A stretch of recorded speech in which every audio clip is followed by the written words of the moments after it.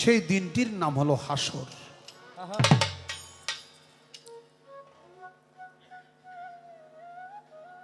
আমার গানটা সেখানে ব্যাংক ভর্তি টাকা আছে, টাকার অভাব ব্যাংকে নাই, কিন্তু আপনাকে চাইলেই দিবে না, আমি চাইলেই দিবে না যদি আমার ব্যাংকের টাকা গচ্ছিত জমা না থাকে। আল্লাহ তাআলা এই মানুষের জন্য জান্নাত সৃষ্টি করছে,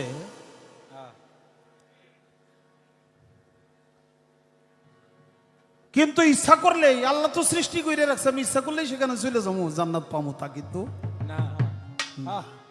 আমি যা করেছি তাই আমি পাবো, তার কমও পাবো না, বেশিও পাবো না। ব্যাংকে যা জমাইছি ওইটাই আমি পাবো, আর যদি না জমাই ব্যাংকে টাকা ঠিকই আছে আমার ভাগ্যে হবে না। তাই দুনিয়াতে যদি আমি কোনো ভালো কর্ম করে যাইতে না পারি তাহলে পরকালে আমি ভালো কিছু আশা করতে পারবো না।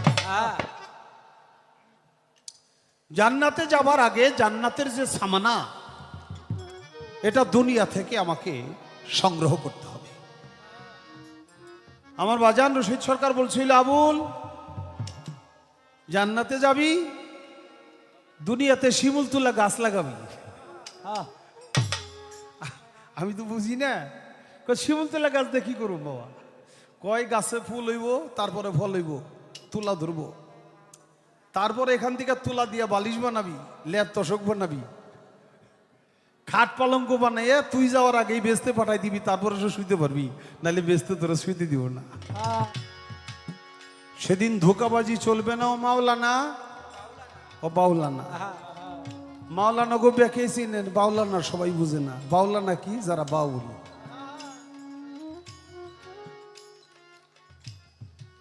কেন?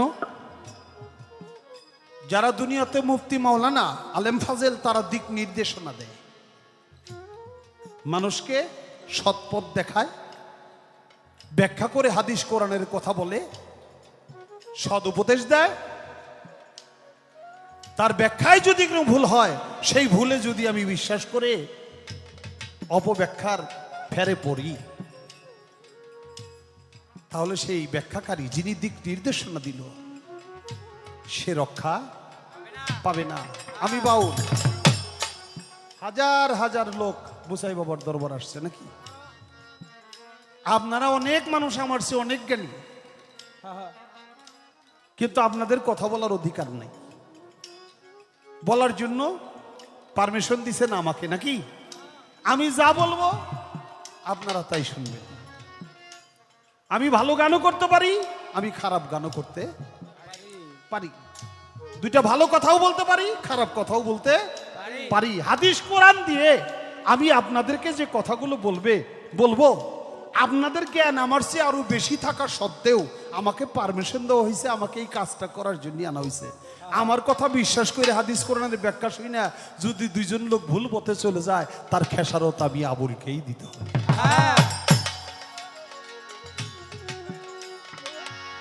কিয়ামত সম্পর্কে আমার ভাইজানের কাছে দু একটা আলাপ রেখে যাব। মানুষ আছে, মানুষ মরে, এটার নাম রোজ কিয়ামত। আগে কয়েক জায়গায় কয়েক ঘটনা ঘটে গেছে, অতীত কিয়ামত। ভবিষ্যতে সবাই মরে যাবে, মহাপ্রলয়।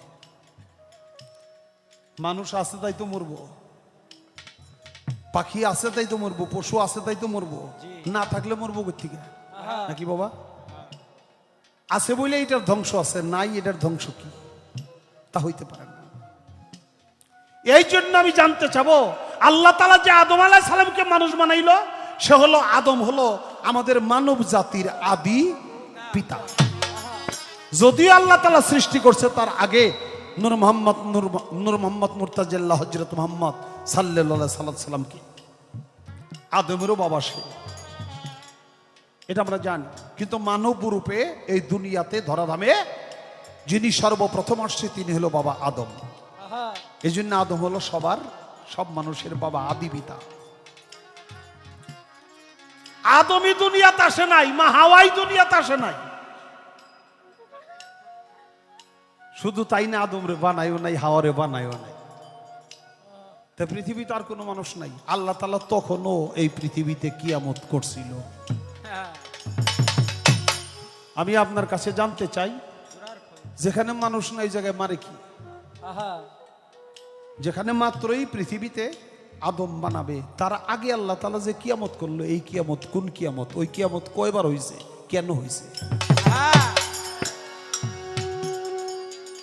মহাপ্রলয় যে আল্লাহ তাআলা শুরু করবে, এই মহাপ্রলয়টা সর্বপ্রথম আল্লাহ তাআলা কোন জায়গা থেকে, কি আলামতের মাধ্যমে শুরু করবে? আমি দুটি কথা দলিল ভিত্তিক জানার জন্য চেষ্টা করব। আমার ভাই জানতা আশা করি সুন্দর করে জবাব দেবে। জনাব আবুল সরকার সাহেবের মূল্যবান বক্তব্য থেকে প্রথম যে কথাটি আমি কাউন্ট করেছি, ধারণ করেছি হৃদয় দিয়ে, আমি সেখান থেকেই পালা শুরু করব। আমার ভাই বলেছেন জান্নাতে যেতে হলে সামান আগে তৈরি করতে হবে। ভাইয়ের এই কথাটা তার হৃদয়ের কথা কিনা আমি জানি না, কিন্তু জাগতিক জগতে এই কথাটা বলাই স্বাভাবিক। কিন্তু প্রসঙ্গ আমার সেখানে। আল্লামা ইকবাল বলেছেন যে জান্নাতের জন্য, সোয়াবের জন্য পৃথিবীর মানুষ এক সম্প্রদায়ের লোকেরা খুব পাগল। মালিক, তুমি তাদেরকে সেই জান্নাতটা দিয়ে দাও, সেই বেহেশতটা দিয়ে দাও, আমাকে তুমি সেই কৃপা দয়া করো, আমি যেন তোমার প্রেম রহস্য ডুবা থাকতে পারি। আমার বক্তব্য হবে সেখান থেকে। আমি আত্মদর্শন থেকে এই হাসর কিয়ামত গান করব। ওই কবরে গেলে মন কিনুকে জিজ্ঞাসা করবে, রব্বে অবান রাব্বুকা মান দিনুকা, কিয়ামতের লক্ষণ কি? মরিচে জাল থাকবো না, ইলিশ মাছের গন্ধ থাকবো না। এটা আমার আলোচনার বিষয়। আমার আলোচনার বিষয়টা হবে একটা ভিন্ন প্রসঙ্গ নিয়ে, আত্মদর্শন থেকে। আমার ভাই আমার কাছে দুটি প্রশ্ন করেছেন, ধন্যবাদ তাকে। আল্লাহ আদমকে সৃষ্টি করে নাই, ফেরেশতা সৃষ্টি হয় নাই, জিন সৃষ্টি হয় নাই, আরশ কুরসি লৌহ কলম সৃষ্টি হয় নাই, তার পূর্বেই কিয়ামত ঘটেছিল। কোথায় কিয়ামত ঘটেছিল? ধন্যবাদ এই প্রশ্নের জন্য। দ্বিতীয় তার প্রশ্ন, এই কিয়ামতের আনুষ্ঠানিকতা, এই সূচনা পর্বটা কোত্থেকে শুরু হবে? এই দুইটাই তো প্রশ্ন নাকি বাবা? তোমার ভাইকে আমি প্রশ্নের জবাবে যাওয়ার আগে, গানে যাওয়ার আগে একটা কথা বলে দিই। কবি নজরুলের ভাষায় নজরুল বলেছেন, এ মহাবিশ্বে হারায় না তো কিছু, আমার কাছে যে হারিয়ে যায় তোমার কাছে থাকে সে প্রভু। এ মহাবিশ্বে হারায় না। ও মিয়া ভাই, কিয়ামত শব্দ অত ধ্বংস বলেছেন, আর আমার বক্তব্য হলো কিয়ামত শব্দ অত ধ্বংস নয়। কোন বস্তুই কোনো ধ্বংস নাই, বস্তু হচ্ছে অবিনাশী। বস্তু হচ্ছে অবিনাশী। এই যে ভাইরানটি, যেটা জার্মানি বেহালা, এস্ট্রোটো ভাইরাস কোম্পানির ভাইলেন, এই বেহালাতে তৈরি করার আগে এটা ছিল গাছ, কাঠ, কাঠের আগে ছিল গাছ, গাছের আগে কি ছিল? বিচি, বিচি থেকে গাছ, গাছ থেকে কাঠ, কাঠ থেকে বেহালা। এই বেহালাটা যেদিন শেষ হয়ে যাবে, এটা হয়তো ঘুনে খাবে বা পচে মাটি হয়ে যাবে। তাইলে যেমন বিচি থেকে গাছ হয়েছে, গাছকে কেউ বিচি বলে না। গাছ থেকে কাঠ হয়েছে, কাঠকে কেউ গাছ বলে না। গাছ থেকে বেহালা হয়েছে, এই বেহালাকে বিচিও বলে না, গাছও বলে না, কাঠও বলে না, এটা বেহালা। একটা থেকে একটা ট্রান্সফার হচ্ছে, রূপান্তরিত হচ্ছে মাত্র। তাই কিয়ামত শব্দ অত ধ্বংস, এটা সূক্ষ্ম দৃষ্টিকোণ থেকে কথাটা মানা যায় না। কিয়ামত শব্দ হতো স্থান পরিবর্তন করা, রূপান্তরিত হওয়া, বস্তু হচ্ছে অবিনাশী। এখান থেকে আজকে আমি আমার টপিকস, আমার বক্তব্য, আমার প্রসঙ্গ আমি রাখার চেষ্টা করব। আপনারা সকালে দোয়া করবেন, দেখা যাক মালিক কোন দিকে আজকে নেয়। আজকে আবুল সরকার সাহেবকে পাইছি 1 বছর পরে, লকডাউনে ভাই দেখা সাক্ষাৎ ছিল না, মনে কত ভাব জয়মা রয়েছে, বাইরে পাবো কোন জায়গায়, কবে পাবো, 2-4টা কথা আলোচনা করব, এরকম মনে একটা বিষয় আজকে বুঝাই বাবার দরবারে চেষ্টা করব আমার সেই ভাবটিকে নিবেদন করার জন্য। আজকে যে গানের মাহফিল, 1 মাস আগে কি আপনারা এত লোক এখানে জমায়েত হয়েছিলেন? এই আসর কি হয়েছিল? আবুল সরকার সাহেব কি এসেছিল? অদম আরিফ দেওয়ান কি এসেছিল? আসে নাই। তাইলে হাটবার এই হাট বসে, বাবা বোসাই চান্দের প্রেমের হাটবার লাইগা গেছে। তাই প্রেমের হাটে প্রেমের দোকান খরিদ্দাররা এসেছে প্রেম সদাই ক্রয় করার জন্য, কেনার জন্য। আজকে শুনলাম আজকে রাত্রির সমাপ্তি রাত্র। আমরা পৃথিবীতে আগামী বছর অনেকেই হয়তো পৃথিবীতে থাকবো না, কিন্তু বুসাই বাবার এই অনুষ্ঠানটা কি বন্ধ হয়ে যাবে না থাকবে? থাকবে। কেউ আসবে, কেউ যাবে, কেউ আসবে, কেউ যাবে। প্রেমের বাতায়নে প্রেমের মেলা ঠিকই বসবে, তবে শুধু আসা যাওয়া হইল ব্যাপার। ধৈর্য ধরে নীরব থাকেন যতই আছেন আল্লাহর বান্দা নবীজির উম্মত। আমার বুঝাই পাগল চান্দেরা শেখান, হাসর আর কিয়ামতের পালা দিয়েছেন মাননীয় ওরস ইন্তেজাম কমিটির পক্ষ থেকে কয় আরিফ দেওয়ান। আমার ভাই জনাব আবুল সরকার সাহেব গাবেন, হাসরের পক্ষ লইয়া সঙ্গীত তিনি করবে নিবেদন। কিয়ামতের ভূমিকায় অবতীর্ণ হয়ে আমাকে করতে হবে কিছু বাউলের কীর্তন। তিনি যেভাবেতেই প্রশ্ন করে, ওরে ভুলি নাই তা মনে পড়ে গো, যেভাবেতেই প্রশ্ন করে।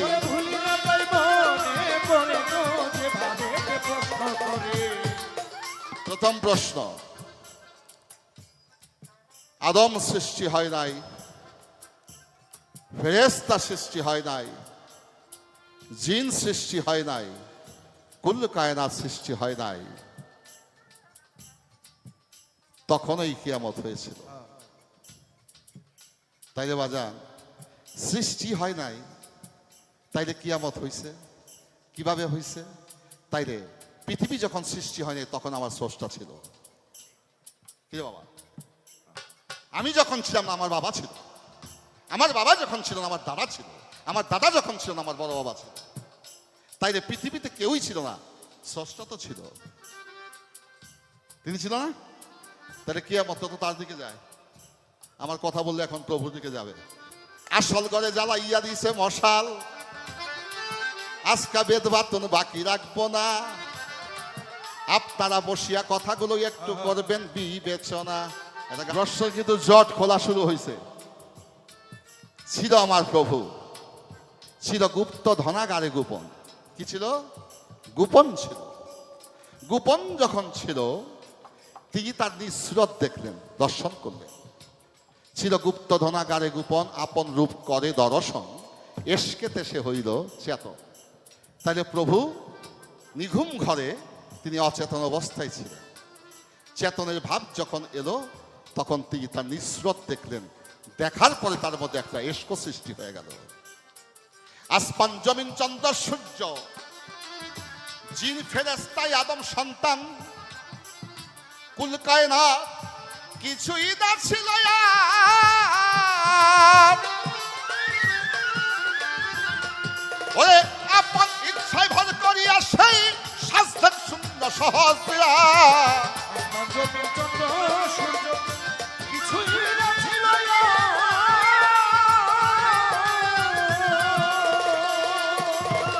আপন ইচ্ছায় ভর করিয়া সেই শাস্ত্রের সুন্দর সহজ হইল সৃষ্টিরা কিঞ্চন, এক হইতে দুই হলো তখন।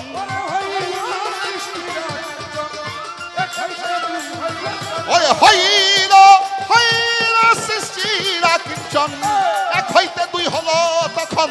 নূরে নূরে হয় আলাপন, ভূমি কুঞ্জন আর আমি কুঞ্জন। আদিতে অলক নিরঞ্জন, আদিতে অলক নিরঞ্জন।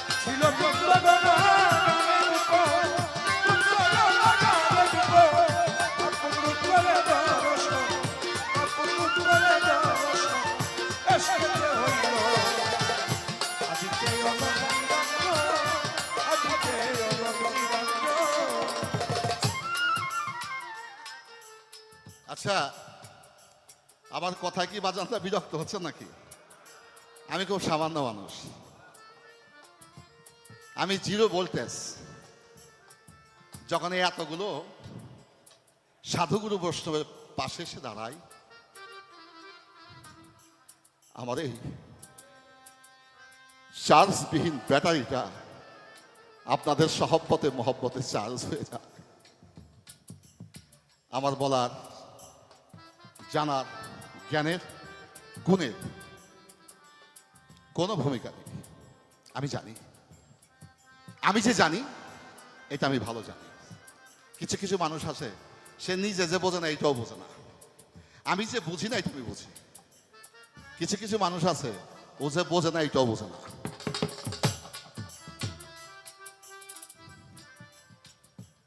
আমার প্রসঙ্গক্রমে বক্তব্য এলো, আসমান জমিন চন্দ্র সূর্য কিছুই না ছিল আর, আপন ইচ্ছায় ভর করিয়া সাজলেন শূন্য সহস্রা। হইল সৃষ্টির আকিঞ্চন, এক হইতে দুই হলো তখন। ছিল এক, এক থেকে হইছে দুই। বাড়ছে না কমছে? বাড়ছে। তাইলে আমার কিয়ামতে বাড়ে, আমার কিয়ামতে কমে না। স্রষ্টার কিয়ামতে এটা কমে না, বাড়ে। স্রষ্টার ধ্বংসে হয় সৃষ্টি, আর মানবের সৃষ্টিতে হয় ধ্বংস। কথা বুঝাইতে পারছেন? স্রষ্টার ধ্বংসে হয় সৃষ্টি, মানবের ধ্বংসে হয় ধ্বংস। দুইটা হাকিকত। এবার আপনেশকে হয়ে ফানা বানাইল বা শুক্রাব্বানা অহীন নবীকে করিল সৃজন। ইহার পূর্বে বিষয় আছে, সেই কথাগুলো করবই আলোচনা। আপনারা শুনবেন সুধীজন। নিজের অঙ্গ হইতে যখন নূর গেল গছুটিয়া, নূরকে তখন প্রশ্ন করে আমার দয়াল বাউলাই যাইয়া, আলাস্তু বিরাব্বিকুম নূর, তুমি বলো না খুরিয়া, তুমি বা কার কে বা তোমার দাও নাই আমায় কইয়া। নূরে বলছে আনা আনা, আমি তোমার না। মাওলাই কয় আমা হইতে সৃষ্টি হইয়া আমায় স্বীকার করে না, আমায় স্বীকার করে না।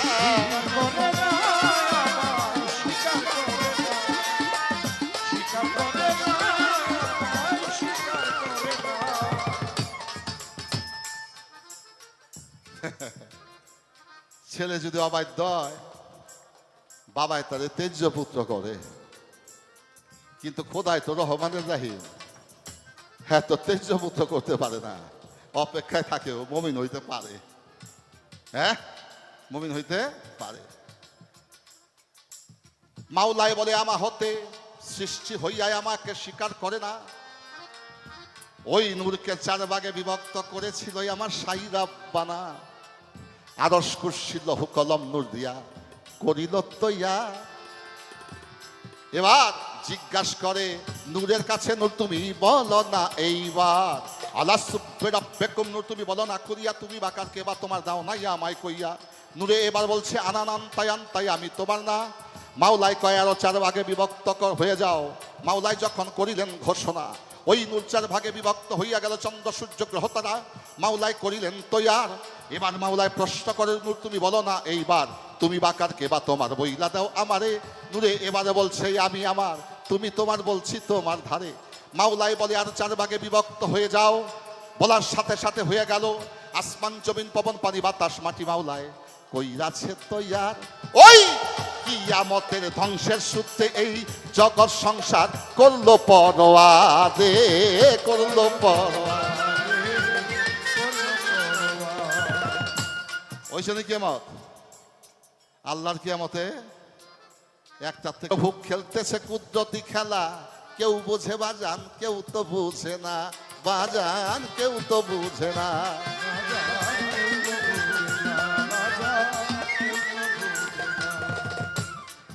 কিতাবিক ব্যাখ্যা, পৃথিবীতে একটা মানুষের যখন ঈমান, বিশ্বাস, আকীদা একই থাকবে না, সে জিজ্ঞাসা করবো ভাই বলবে আবুল সরকার।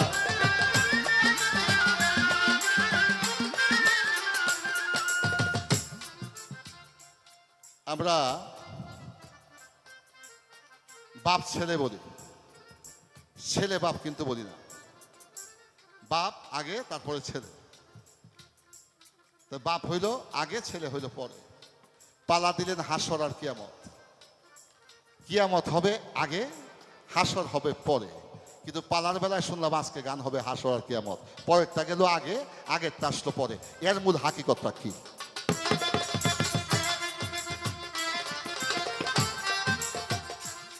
কতটা বুঝতে পারছেন এবার? কিয়ামত হবে প্রথম, শেষে হবে হাসর। হাসর শব্দ তো পুণ্য উত্থান। তাইলে পালা যখন দিলেন তখন ঘোষণা আসলো আজকে গান হবে হাসর এবং কিয়ামত। তাহলে পরেরটা আগে আসলো, আগেরটা পরে গেল। এই আগেরটা পরে আসলো কেন, পরেরটা আগে গেল কেন? এই মীমাংসাটাকে চাই আমি আমার সরকার ভাইয়ের কাছে।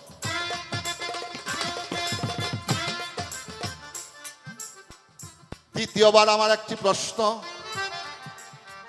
ছোট্ট প্রশ্নই আমার বন্ধুর কাছে আমি রাখিবারে চাই। সুন্দরভাবে জবাব দিবে আমার ভাবের গোসাই।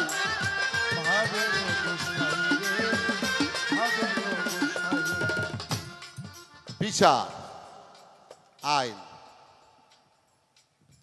আইনের দুটি উদ্দেশ্য। আমার মাননীয় সভাপতি সাহেব তিনি বিচক্ষণ ব্যক্তি, এখানে যারা বসে সবাই বিচক্ষণ। আইনের দুটি উদ্দেশ্য, দুষ্টের দমন, শিষ্টের পালন। যে আসামি, যে অপরাধী, সে আইনকে ভয় করতে পারে, আর যিনি আইনের প্রতি শ্রদ্ধাশীল সে কখনো কুকর্ম করতে পারে না। আমার শুধু প্রশ্ন, হাসরের মাঠে যে আল্লাহ বিচার করবে, যেহেতু বিচার প্রসঙ্গে কথা বলেছেন, আমার শুধু প্রশ্ন, এই হাসরের মাঠে বিচার হবে কয়টা শ্রেণীর মানুষের? কাদের বিচার হবে, কাদের বিচার হবে না? বিচার হবে কাদের, আর কাদের বিচার হবে না, এইটাকে আগে বিভাজন করেন, তাইলে আজকের গানের হাসর আর কিয়ামতের গান সার্থক হয়ে যাবে। বাংলাদেশ গণপ্রজাতন্ত্রী বাংলাদেশের কিছু আইন আছে। আইনকে যদি আমি লঙ্ঘন করি তাহলে থানা পুলিশ এসে আমাকে হ্যান্ডকাপ দিয়ে অ্যারেস্ট করবে। আর আইনের প্রতি যদি আমি শ্রদ্ধাশীল হই, আমাকে পুলিশ অ্যারেস্ট করবে না বাবা। আরে পুলিশ যদি অ্যারেস্ট করে আপনাদের কাছ থেকে পুলিশ আমার নিতে পারবো না, কারণ এই মহামালিকের ইনসাফ বিচার আপনাদের অন্তরেও আছে। তাই আমার বন্ধুর কাছে আমার প্রশ্ন, কাল হাসরের মাঠে কাদের বিচার হবে তারা কারা, আর যাদের বিচার হবে না তারা কারা? এই দুইটা শ্রেণীকে আগে বিভাজন করা হোক, তারপরে আমি চিন্তা করব কোন দিক দিয়ে আজকে গান নেব।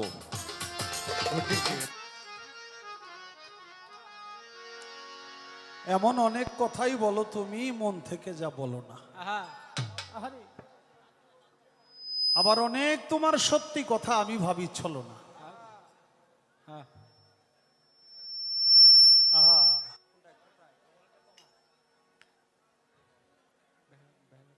মিউজিকে বেহালাটা বাজাইলাম, এরও একটা কারণ আছে। হ্যালো হ্যালো বাবা, আমি বলছিলাম কিয়ামত হলো ধ্বংস, ঠিক আছে?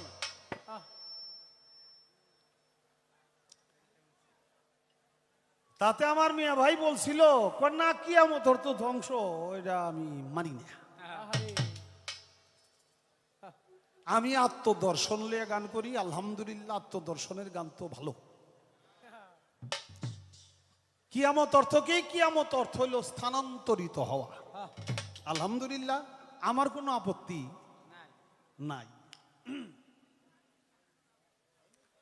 কিন্তু আমার বিষয়টা হলো এই জায়গায়,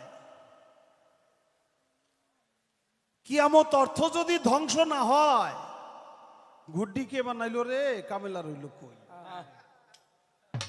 হ্যাঁ, এমন আশ্চর্য গুড্ডি আমি দেখে ধন্দ খেয়ে লই।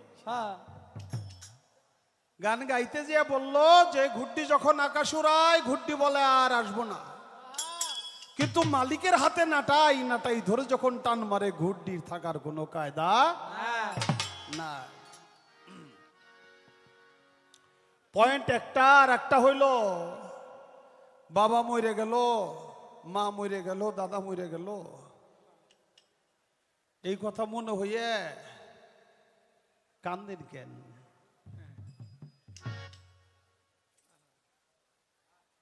কিরে বাবা,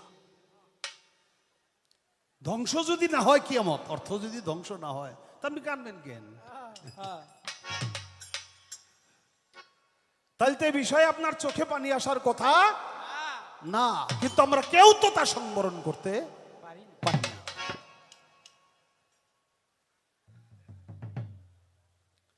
কয়েক বছর পরে পাইছি আজকে। আমি একটু পলায় পলায় আসলি তো, এই জন্য আমার পাওয়া একটু কষ্ট। তো ঠিক আছে, 1 বছর পরে পাইছেন, আপনার যা ইচ্ছা তাই কইরা দেন, আমার কোনো আপত্তি নাই।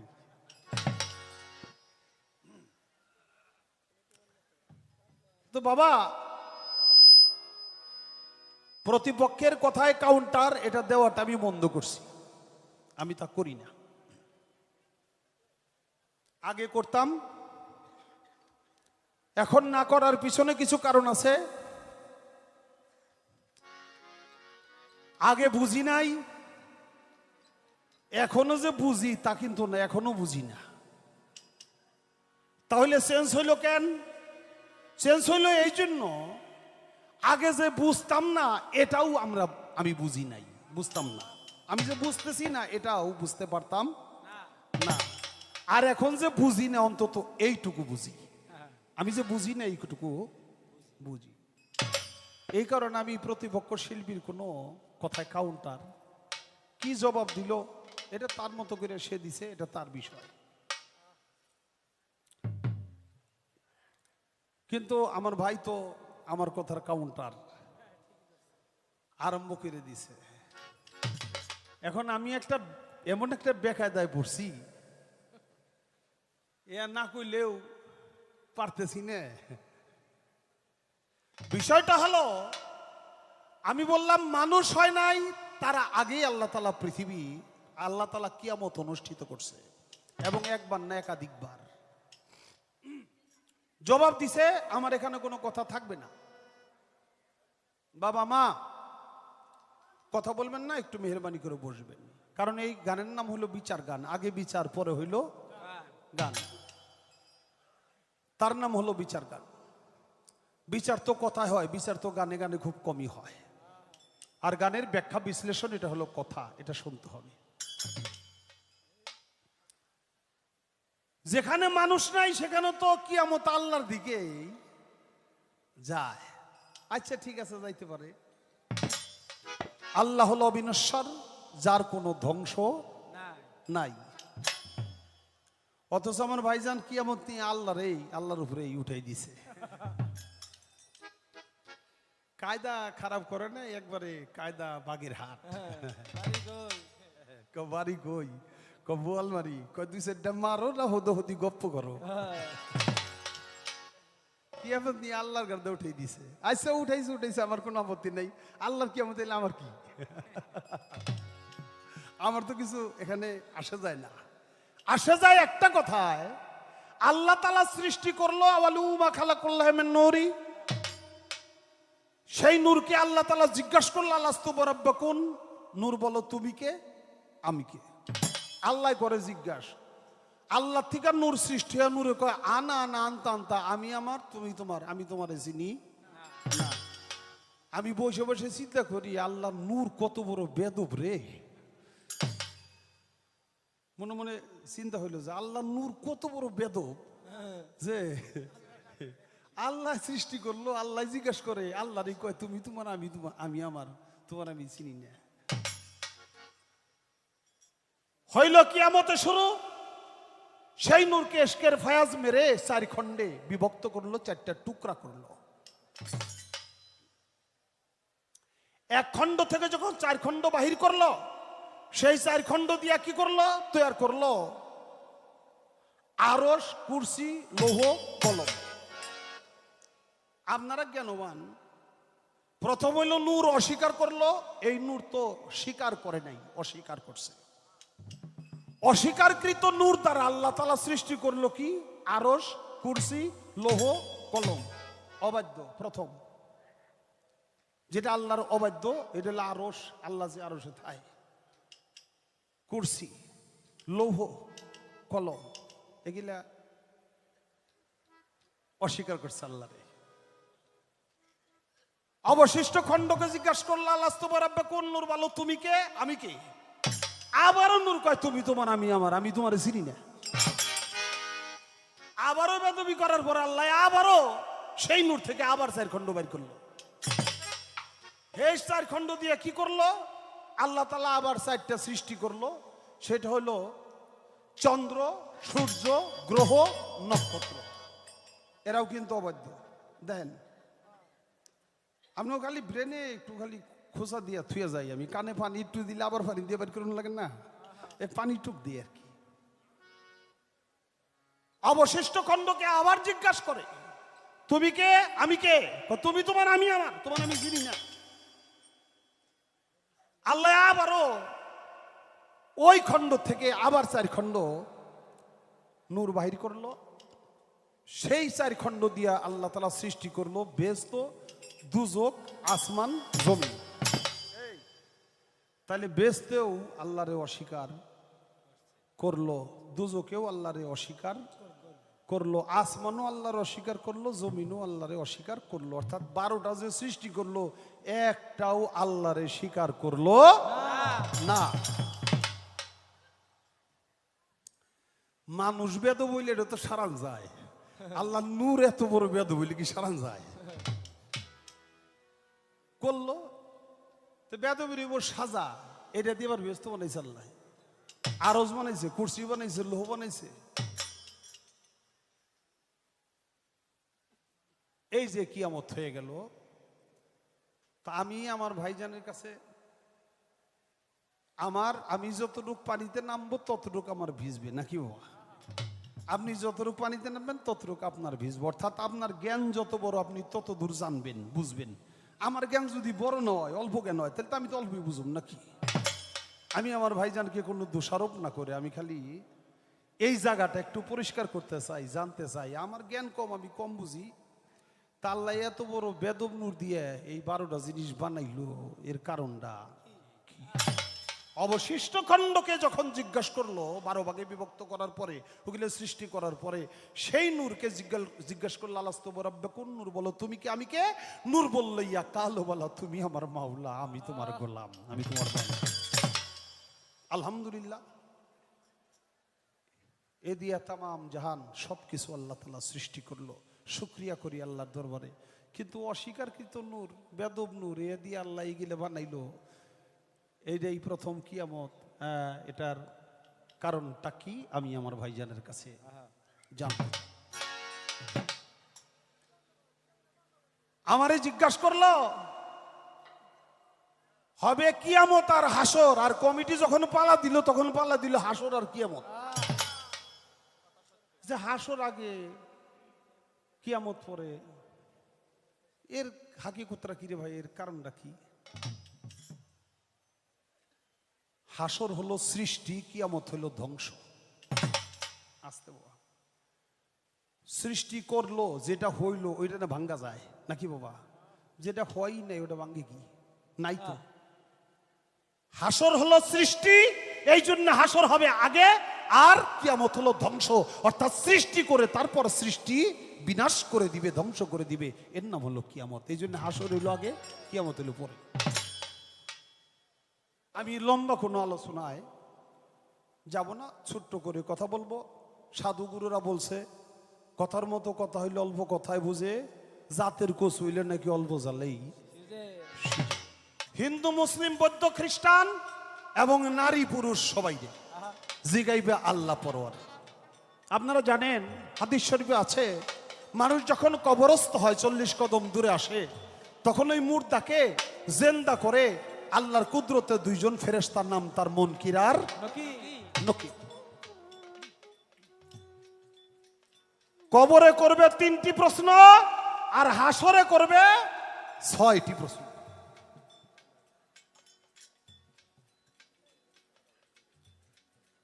কবর এটা কিন্তু হাসরের শুরু, মনে রাখবেন।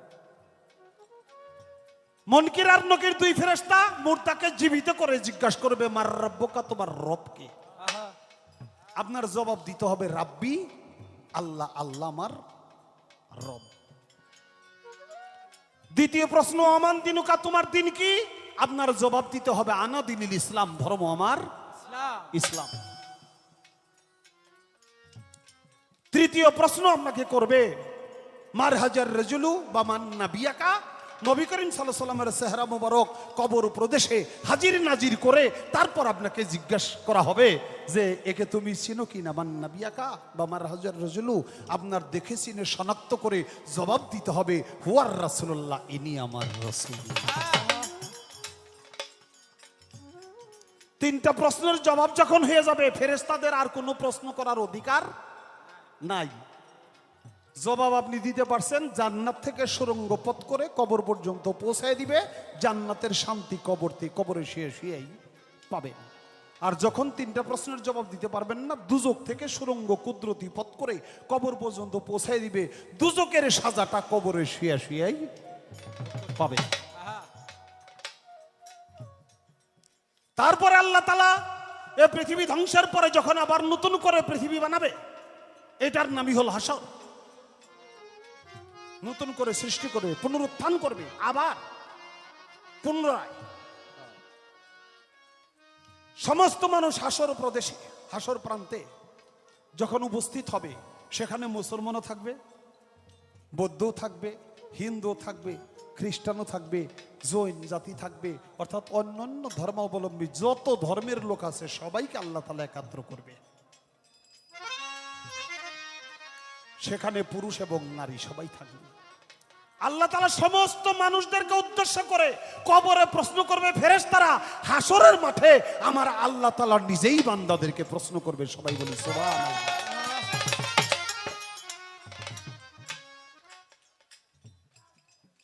জিজ্ঞাসা করছে কাদের বিচার করবে আল্লাহ, হবে, আর কাদের বিচার হবে না, মানে বিচার লাগবে না। আল্লাহ বলবে, হে আমার বান্দা বান্দিরা, তোমাদের কাছে একটা কথা জানতে চাই, তোমরা দোষী কিংবা নির্দোষী, তোমরা যা ইচ্ছা জবাব করো তাই। ও বান্দারা, তোমরা দোষী না নির্দোষী, তোমরা এই কথাটার জবাব করো। মুসলমানরা যদি বলে তুই রোজা করছিলি, বলবে যে আমি যতদূর পারছি করছি। নামাজ পড়ছিলি, যতদূর পারছি করছি। হিন্দুরে যদি কয়, রঞ্জিতরে যদি কয় তুই নামাজ পড়ছিলি, ও তো কই বসবো আল্লাহ আমার ধর্মে তোর নামাজ নেই পড়বুকে। আবার আরিফ দেওয়ান যদি জিজ্ঞাসা করে, আরিফ দেওয়ান পূজা করছিলে, আমার ধর্মে তো কোনো পূজা নাই, আমি করবুকে। অনুরূপ আমরা সবাই ধর্ম অনুসারে মানুষকে জিজ্ঞাসা করবেন আল্লাহ তাআলা। সমস্ত মানুষকে সমষ্টিগতভাবে একটা প্রশ্ন মাত্র আল্লাহ তাআলা সর্বপ্রথম করবে যে তোমরা খালি আমাকে বলো, তোমরা কি দোষী না নির্দোষী। দুনিয়ায় যারা ইবাদত বন্দেগী বেশি বেশি করছে, তাদের মনে একটা ইবাদতের অহংকার হয় ভাই। মুকরম আবেদ তার প্রমাণ জানেন তা সবাই নাকি? যত বেশি বেশি ইবাদত করবেন, তার ইবাদতের একটা অহংকার ভিতরে সৃষ্টি হয়। যে যত বেশি বেশি শিক্ষিত, হে আর অন্য মানুষের গরু ছাগলি মনে বেশি বেশি করে। তবে শিক্ষাও এক প্রকার না, সুশিক্ষা যদি কেউ পায় সে কখনো তা মনে করে না। কিন্তু বেশিরভাগ লোকেরা, টাকা পয়সাওয়ালা বড় বড় লোকেরা, এই দুনিয়ায় যারা গরিব মানুষ খেটে খাওয়া, তাকে খুব একটা মানুষ মনে করে না। এটা সংখ্যাগরিষ্ঠ লোকের কথা বলছি। তার মধ্যেও যে ভালো লোক নাই বড় লোকের মধ্যে, তা কিন্তু না। বড় ছোট সবার মধ্যেই ভালো লোক আছে, খারাপ লোক আছে। তবে সংখ্যায় খারাপ লোকের সংখ্যাটা হলো বেশি, যে কারণে কথাগুলো বলা। আল্লাহ, আমি নামাজ পড়ছি, আমি রোজা রাখছি, আর 10 বার হজ করলাম, আমি দোষী হব কেন? আমি তো নির্দোষী। আল্লাহ যারা এবাদতগুলি করছে, এবাদতের অহংকার যাদের ভিতরে হয়েছে, তারা বলবে আমরা নির্দোষী। ঠিক আছে। আর যারা জবাব দিলে না, তারা বলবে আল্লাহ তোমার ইবাদত বন্দেগী দুনিয়ায় যে আমরা করতে পারি, যতটুকু করছি তুমি কবুল করছো কিনা এটাই তো আমাদের জানা নাই। আমি যত ইবাদতই করি, তুমি আল্লাহ যদি কবুল না করো, তাহলে আমার ইবাদতের কোনো মূল্য নাই। অতএব আল্লাহ আমরা দোষী। দুই ভাগে বিভক্ত হয়ে যাবে তখন। একদল দোষী আর একদল নির্দোষী। আল্লাহ তাআলা বলবে, তোমরা যারা নির্দোষী তারা আমার বাম দিকে তাকাও, বাম দিকে যাও। আর যারা নাকি দোষ বলে স্বীকার করছো তোমরা দোষী, তারা আমার ডান দিকে যাও। ডান দিকে তারা দোষী মানুষগুলো হাজির হয়ে যাবে, নির্দোষ মানুষগুলি বাম দিকে হাজির হয়ে যাবে।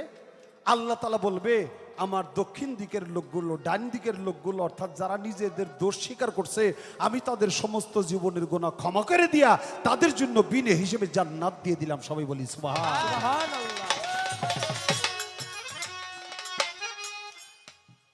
তাদের কোনো বিচার লাগবে না, তারা দোষ স্বীকার করছে, আমি আল্লাহ ক্ষমা করে দিছি, তোমরা জান্নাতে চলে যাও বিনা হিসেবে। যখন তাদেরকে জান্নাতের ঘোষণা আল্লাহ তাআলা দিয়ে দিবে, বাকি লোকগুলো যারা নাকি নির্দোষ বলছে তারা কি আল্লাহ এটা আপনার কেমন বিচার? এরা দোষ স্বীকার করলে এরা দোষী মানুষ, এখন জান্নাতে যাবে, কোন আমাকেও করেন না, আমাকে আবার জিজ্ঞাসা করেন, আমরা আবার জবাব দিব। দোষ স্বীকার করলেই যদি জান্নাতে যাওয়া যায়, আল্লাহ আমরা আমাদের আবার সুযোগ দেন, আমরা আবার জবাব দিব। আল্লাহ বলবে, তোমাদেরকেও আবার সুযোগ দিব, তবে তোমাদেরকে একটা প্রশ্ন করব না, তোমাদেরকে এবার 5টা প্রশ্ন করব। আল্লাহ প্রশ্ন করবে, হিন্দু মুসলিম বৌদ্ধ খ্রিস্টান সব মানুষেরা, নারী পুরুষেরা আল্লাহর এই প্রশ্নের জবাব শুনবে। আল্লাহ সে প্রশ্নগুলি কি দিয়েছিলাম? জীবন, যৌবন। আল্লাহর যে 5টা প্রশ্ন পড়ে, হে আমার বান্দারা, তোমাদেরকে আমি একটা জীবন দিয়েছিলাম, সেই জীবনকে তোমরা কোন পথে ব্যয় করেছো? সৎ পথে না অসৎ পথে? দ্বিতীয় প্রশ্ন, সেই জীবনে আমি তোমাদেরকে যৌবন দিয়েছিলাম, যৌবনকে তোমরা কোন পথে ব্যয় করেছো? সৎ পথে না অসৎ পথে? প্রত্যেকের যৌবনে আমি অর্থ উপার্জনের একটা উৎসাহ সবার হৃদয়ে ব্রেনে দিয়েছিলাম। তোমরা অর্থটা উপার্জন করেছো কোন পথে? সৎ পথে, হালাল পথে না হারাম পথে? সেই অর্থ ব্যয় করার স্বাধীনতা আমি তোমাকে দিয়েছিলাম। আমি টাকা দিয়ে মদ খাইতে পারি, জুয়া খেলতে পারি, আমি টাকা দিয়ে মানুষের সেবাও করতে পারি, মা বাবার সেবাও করতে পারি, এটা আমার স্বাধীনতা। তাই অর্থ উপার্জন করেছো কোন পথে? হালাল পথে না হারাম পথে? এবং এই অর্থ ব্যয় করেছো কোন পথে? হালাল পথে না হারাম পথে? 5 নম্বরে আল্লাহ তাআলা প্রশ্ন করবে, তোমাদের প্রত্যেককে আমি একটা জ্ঞান দিয়েছিলাম, জ্ঞান করে পথ চলার জন্য, জীবন পরিচালনা করার জন্য। তোমরা সেই জ্ঞান কোন পথে খাটাইছো? সৎ পথে না অসৎ পথে? জ্ঞান দিয়া মানুষের পৃথিবীর কল্যাণ করেছ, নাই পৃথিবীর মানুষের খালি ক্ষতি সাধনই করেছ? আমার জবাবটা কিন্তু হয়ে গেছে। কি কাদের বিচার হবে আর কাদের হবে না? যারা নাকি দোষী বলে স্বীকার করবে নিজেদেরকে, তারা একেবারে নির্ভেজাল হয়ে যাবে, তাদের কোনো বিচারের প্রয়োজন পড়বে না। আল্লাহ তাআলা বিনে হিসেবে তাদেরকে জান্নাত উপহার দিবে। পরবর্তী এই 5টা প্রশ্ন করবে, এই প্রশ্নের জবাবও যারা দিতে পারবে তাদেরকে আল্লাহ ক্ষমা করে দিয়া জান্নাতে প্রবেশ করাবে। যারা নাকি জবাব দিতে পারবে না, অর্থাৎ ইচ্ছা করলেই তো জবাব দেওয়া যাইব না, আমি যা করছি তাই, কারণ মুখের জবান বন্ধ হয়ে যাবে, নাকি? মুখের জবান বন্ধ হয়ে যাবে, হাতের জবান সেদিন খুলে যাবে। হাতের জবান খুলে গেলে হাত বলবে আমার দিয়ে এই কাজ করছে, পায়ের জবান খুলে যাবে, সমস্ত অঙ্গ প্রত্যঙ্গের জবান খুলে যাবে। পা বলবে আমার দিয়া খারাপ পথে হেঁটে গেছে, হাত বলবে আমার দিয়া অমুকের মাল ধইরা আনছে, চোখ বলবে আমার দিয়া কুদৃষ্টি দিছে, মুখ বলবে, জিহ্বা বলবে আমার দিয়া খারাপ কথা বলাইছে, হারাম খাইছে। সমস্ত অঙ্গ প্রত্যঙ্গের জবান খুলে যাবে। সেদিন আমি ইচ্ছা করলেই আল্লাহর কথার জবাব দিতে পারবো না। যারা জবাব দিতে পারবে তাদের কোনো বিচার হবে না, তারা যাইব জান্নাতে বিনা হিসেবে। আর যারা নাকি জবাব দিতে পারবে না, তারাই পড়বে এই বিচারের কাঠগড়ায় আসামি হিসেবে দাঁড়াবে। যারা পারলো না তারা তো এমনি ধাক্কাতে দুজকে ফলাইলি আল্লাহ পারে, নাকি বাবা? তোরা তো পারে না, এগুলো তো তোকে দিয়ে ফেলে দি না। আল্লাহ বিভিন্ন স্তরে স্তরে স্তরে স্তরে স্তরে স্তরে মানুষদেরকে সাইকে সাইকে তারপরে উনি তাদেরকে জান্নাতে দেওয়া যায়, মাফ করা যায়। এর জন্য আল্লাহ তাআলা এই বিচার ব্যবস্থাগুলো আল্লাহ তাআলা হাসরের মাঠে করবে। তাই যার হাতে নিরাপদ জগৎ, ধনী গরিব সবজনা, নিজে ঠকেও পায় আনন্দ, অন্যের যে ঠকায় না তার জন্য নিজেই রাব্বানা পানি দিবে কাউসারে। বাবা, আমি যতটুকু বলার, যতটুকু বুঝি বলার চেষ্টা করছি আমার ভাইজানের কাছে।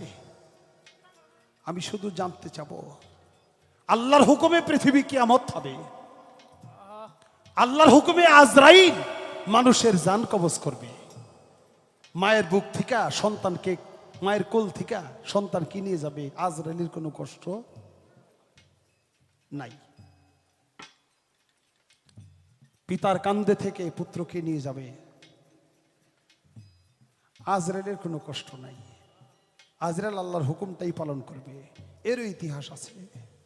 এটাই দুনিয়ার নিয়ম, এটাই আল্লাহ তাআলার নিয়ম পদ্ধতি। কিন্তু এই পৃথিবীতে আজরাইলও কাউকে কিয়ামত করতে এসে দুই চোখের পানি ছেড়ে আজরাইলও কাঁদছিল। আমি আপনার কাছে জানতে চাই, শুনি আজরাইল নাকি দুইবার কাঁদছে, দুইবার কান্দা ফেলাইছে, আর ভবিষ্যতে একবারও কানবো না। আমি খালি জানতে চাই আপনার কাছে, আজরাইল কাঁদছিল দুইবার, কোন কোন জায়গায়, কারণটা কি, ঘটনা কি? সুখের যাবিনী একটা পর্যায়ে চলে এলো, বিদায়ী রজনী, শেষ রজনী। শেষ শব্দটি আমার নয়, আবার দেখা হবে, আবার কথা হবে, সেটা যে স্থানেই হোক না কেন। অত্যন্ত সুন্দরভাবে কিছু আলোচনা আমরা শুনলাম। আমি প্রশ্নের মীমাংসায় যাওয়ার পূর্বে ছোট্ট একটি কথা বলি, আমি আমার গানের পালা শুরু করব। আমরা অনেকেই দেশের বাহিরে বিদেশ পরিভ্রমণ করি, করি না বাজান? বিদেশে যাই। বিদেশ যেতে হলে প্রথম কি লাগে? পাসপোর্ট। পাসপোর্ট করতে কি লাগে? ID card. ইউনিয়ন পরিষদ কমিশনার বা সিটি কর্পোরেশনের অধিবাসী হলে তাকে সেই কমিশনারের সনদপত্র। এলাকায় বসবাস করতে গেলে লাগে আমাদের ইউনিয়ন পরিষদের মাননীয় চেয়ারম্যান সাহেবের প্রত্যয়নপত্র, প্রশংসাপত্র। আমরা সেই কাগজপত্র দাখিল করলে আমাদের কাছে আসে একটি পাসপোর্ট, যে পাসপোর্ট নিয়ে বিদেশ ভ্রমণ করা যায়। এই পাসপোর্টটি যিনি ব্যবহার করবেন তার ব্যবহারের পূর্বেই তার এক্সপায়ার ডেট, এটা কবে মেয়াদ শেষ হবে, মেয়াদ উত্তীর্ণ হবে, এই কথাটা লেখা হয়। এই ফেব্রুয়ারি মাসের 28 তারিখ বা মার্চ মাসের 12 তারিখে আমার এই পাসপোর্টের মেয়াদ শেষ হয়ে যাবে, এটা আমার হাতে আসার আগেই লিখে দেওয়া হয়েছে। তাই পৃথিবীতে মানবী পৃথিবীতে আসার পূর্বে মাতৃগর্ভে যখন সন্তান সন্ততি থাকে, তিনি পৃথিবীতে আসার আগেই তার রিটার্ন তারিখটা লেখা হয়ে যায়। পার্ট অফ দ্য লাইফ, জীবনের একটি অংশ হচ্ছে মানুষকে এ স্থান থেকে আরেক স্থানে যেতে হবে। এই অঙ্গীকার, কমিটমেন্ট করে আমি পৃথিবীতে এসেছিলাম, এটা আমার ভাবার বিষয় নেই। এখানে আমার ভাবার বিষয় নেই। সরকার সাহেব, আপনার যে লজিক থেকেই বলেন না কেন, ওটার ধারে কাছে আমি নাই। কারণ জীবনের সাথে মরণ সমন্বয়কৃত, আসিলে আমাকে প্রস্থান করিতে হবে, এটাকে কেউ অস্বীকার করতে পারবে না। একটা কথা আমাকে বলেছেন, এটা একটু খোটাই দিছে, যে আবার তার বাপ মা ভাই বোন মারা গেলে আপনি কাঁদেন কেন? এই কথাটা বলেছেন না বাজান? বলেছে তো বাপ জনাব সরকার সাহেব, পৃথিবীতে একটা কারাগার, যদি কেউ যাবজ্জীবন কারাগার থেকে মুক্তি পায়, সেদিনকে সে খুশি হয় না কাঁদে? খুশি হয় না কাঁদে? খুশি হয় কেন? তিনি কারাবন্দী ছিলেন, অন্ধকার প্রকোষ্ঠে তিনি কারাবন্দী অবস্থায় 12টি বৎসর 18টি বৎসর কাটিয়েছেন। আজকে তিনি মুক্ত বাতাসে মুক্ত হয়ে গেলেন। তার হাসির দিন, তার আনন্দের দিন। তাই সুফি মতবাদের লোক যারা, তাদের কান্নাকাটির বিষয় নয়, বিষয় আসে মহামিলনে আমার বন্ধু চলে যাচ্ছে, এটা আমার কাছে আনন্দের বিষয়। কিন্তু যে কান্নাটা আমরা কাঁদি, এই কাঁদাটা হচ্ছে মায়া কান্না। এই কান্নাটা হচ্ছে মায়া কান্না। বিষয় লজিকটাকে বুঝতে হবে। মূল প্রতিপাদ্য বিষয় যে ম্যারিট, এটাকে আমাকে অনুধাবন উপলব্ধি করতে হবে। উপলব্ধি করতে পারলে আমরা সঠিক জায়গায় চলে যেতে পারবো। তাই কাঁদি কেন? আবার একটা গান, দুইটা গান আমি আসলে করব। এই দুইটা গানে আপনার অনেক প্রশ্নের মীমাংসা হয়ে যাবে। তবে কান্নাটা যেন প্রেমে হয়, মায়ায় যেন না হয়। মায়া একটা রিপু, রিপুর কান্নায় কখনো প্রভুকে লাভ করা যায় না। আর সেই কান্না যদি, সেই অশ্রু জল নিবেদন যদি প্রভুর প্রেমে, মুর্শিদ প্রেমে নিবেদন করা হয়, সেই প্রেমে স্রষ্টাকে লাভ করা যায়। বান্দা হইলে কাল হাসরের মাঠে আন্দা হয়ে উঠবে। আর বন্ধু হয়ে উঠলে বন্ধুকে জিজ্ঞেস করবে, আপনি কিছু খেয়েছেন কিনা, আপনার খাবার প্রয়োজন আছে কিনা, আপনি ভালো জায়গায় থাকেন, ভালো জায়গায় বসেন। যদি বন্ধুত্ব অর্জন করা যায়, আর যে বান্দায় গণ্য থাকবে, তার বিচারশালীর সব চলবে। তাহলে আমাকে বুঝতে হবে আমি বন্ধু কোন কর্ম করে প্রভুর কাছে বন্ধুত্ব অর্জন করব। আচ্ছা, মাস্টার তো ছাত্রকে পড়ায় নাকি বাজান? শিষ্য তো গুরুকে ভক্তি দেয়। এই যে আমার আবুল সরকার ভাই, তার ভক্তবৃন্দ তার খ্যাতমত করে। হ্যাঁ, কিন্তু ভক্তের খ্যাতমত করে না। তার খ্যাতমত কিন্তু তার ভক্তরা করতেছে না? তদ্রূপ ভক্ত হয়ে গুরুকে ভক্তি দেয়, এটাই স্বাভাবিক। কিন্তু গুরু যে শিষ্যের পায়ে ভক্তি দেয়, এটা অস্বাভাবিক বিষয় না? কিরে বাবা, ছাত্র, যিনি ছাত্র, শিক্ষক তাকে অধ্যয়ন করাবে, পড়াবেন, আর 3 মাস 6 মাস 12 মাস পরে তার পরীক্ষা নেবেন। এটা হচ্ছে বিধান। আদমকে যখন আল্লাহ সৃষ্টি করলেন, মালাইকাদের ফেরেশতাদেরকে হুকুম করলেন, আল্লাহ যাও আমার ফিরার দেখা দিবে, আমার প্রতিনিধি আদমকে তোমরা সেজদা করো। সব ফেরেশতায় আদমকে সেজদা করলেন। তাইলে বোঝা যায় ফেরেশতাদের পীর, ফেরেশতাদের গুরু, ফেরেশতাদের মাস্টার হচ্ছে আদম।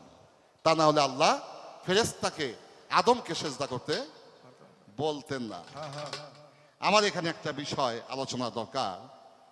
মানুষ মারা যাবে, সেই আদমকে দাফনস্থ করবে, কবরস্থ করবে, আর ছাত্র গিয়া মাস্টারে প্রশ্ন করব, এটা কোন যুক্তির বলে, কোন বিধানের বলে হতে পারে? এই কথাটা আপনাকে পরিষ্কার করতে হবে।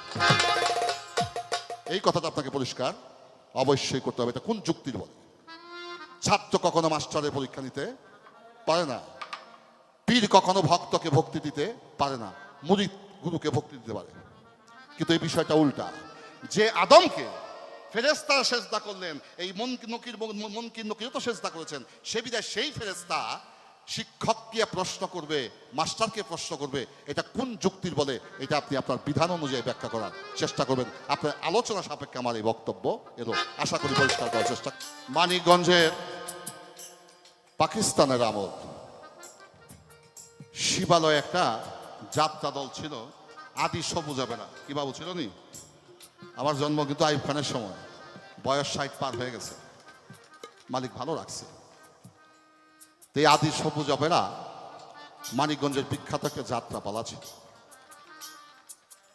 এবং সেই যাত্রাপালা আমি আমার বাবার সাথে, মার সাথে নয়াবাজার কলেজের সাজযাত্রে হয়তো দেখতাম।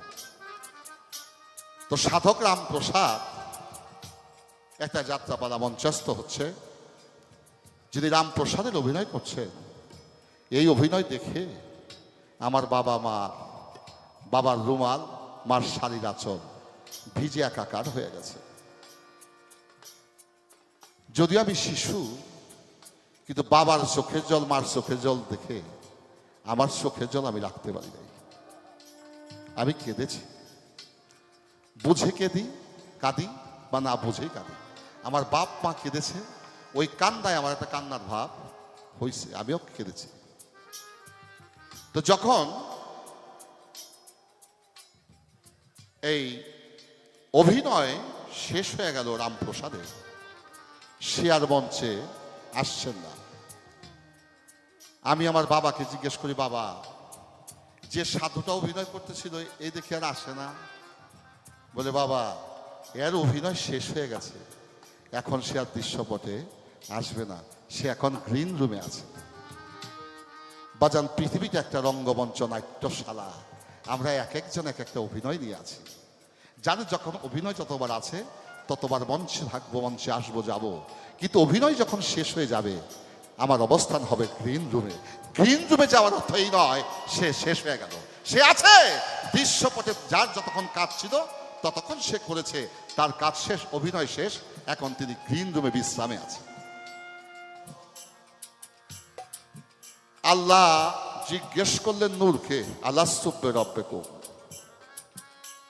কয় আমি কথা এখন ধরি না, তো হ্যাঁ তো দইরা বইছে, তাহলে আমি নাহলে দইরা দোষ করছিলাম, তা আমার দোষটা আমার কপালে রেখে আপনি দোষ করলেন কোন খাতিতে?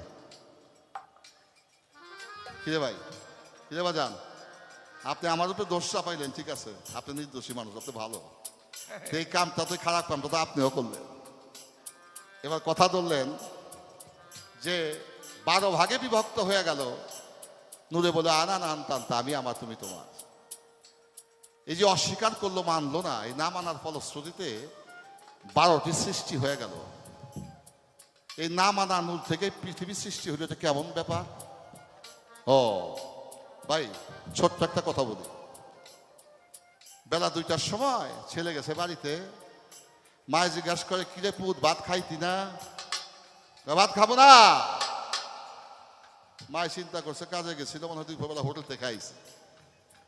মায়ে গোসল টোসল করে ভাত নিয়ে বসছে। এখন ছেলে না খাওয়ায় মার মুখে ভাত ওঠে না। শেষবারের মতো মায় প্রশ্ন করে কিরে ভূত ভাত খাইতি না? এবার ছেলে বলে ভাত খাবো না। আগেও না করছে, এখনো না করে। আগের নার এখনকার নার মধ্যে আকাশ জমি ব্যবধান। আগে যে না করছে ভাত খাবো না, পরে যখন জিজ্ঞেস করে কিরে পুত ভাত খাইতি না? ভাত খাবো না। এই নার মধ্যে হা আছে। কিরে বাপ, এই নাটার মধ্যে হা আছে, কায়দা আছে ভাই, কায়দা আছে, এই কৌশলটা বুঝতে হবে। নূরে জানা তান্তা বলেছে আমি তোমার না, এই নাটার মধ্যে একটা অন্তর্নিহিত প্রেম ছিল, হা ছিল। যেমন সন্তান বলছে ভাত খাবো না, অবশ্যই ভাত খাবো, এই নার মধ্যে আমি অবশ্যই ভাত খাবো। আগের তাও না, পরের তাও না, কিন্তু বলার মধ্যে ভঙ্গিম আছে। এক না এ না, আর এক না এ হা। এ হা না যে বোঝে না, ওরে আমি মানুষই কই না।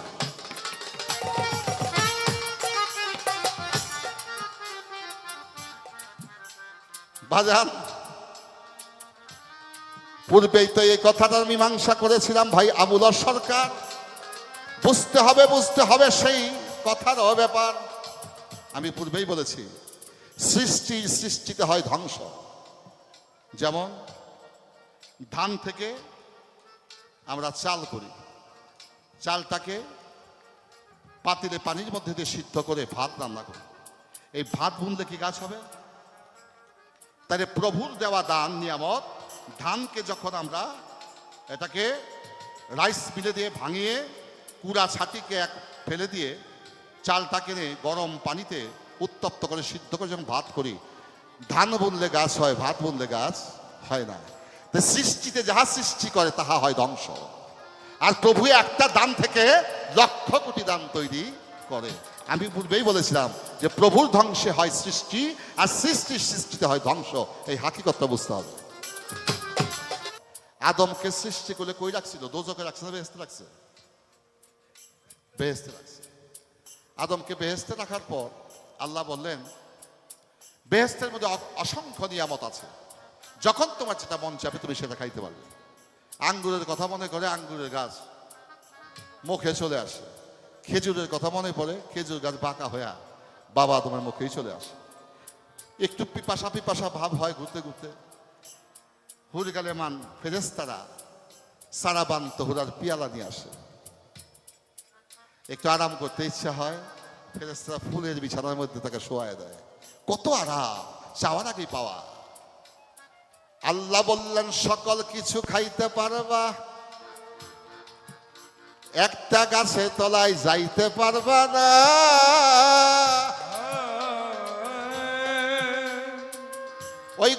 গাছ রয়েছে যেথায়, সেতে যাইতেই আছে মানা, ওই ফল তুমি খাইতে পারবা না। এইভাবেই অনেক বৎসর আদমের গেল গত হইয়া। বাবা, একই জিনিস প্রতিদিন ভালো লাগে না, আদমের মন গেছে ভারী ভারী হইয়া। ভাবে আদম মনে মনে, আমার বেস্তে থাইকা কোনো লাভ নাই, এই বেস্তে থাইকাই আমার দিন বন্ধুরে যদি আমি না পাই।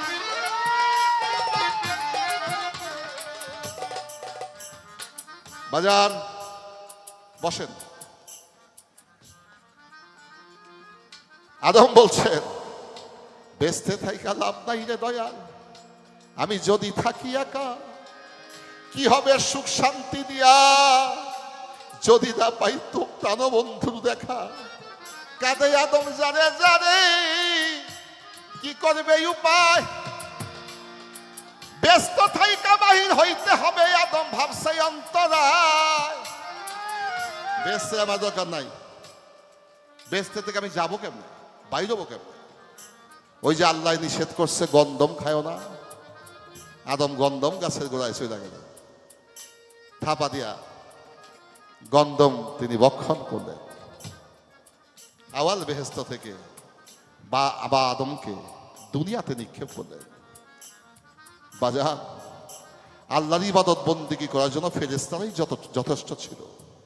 আদমকে শুধু ইবাদতের জন্য সৃষ্টি করে নাই, আদমকে আল্লাহ সৃষ্টি করছে আল্লাহ আদমের সাথে প্রেম করবে। আর সুখ শান্তিতে বালাখানায় পরম বন্ধুর দেখা যদি না পাওয়া যায়, ওই বালাখানায় আদম পছন্দ করে নাই। যদি পছন্দ করতো, আদম থাকলে তো আমরা বাইসে গেছিলাম, আমার চাওয়া পাওয়ার কোনো বিষয় ছিল না। আদম চাই নাই, আমিও ভাই সেই বেহেস্ত চাই না, আমি চাই বন্ধুর দিদা।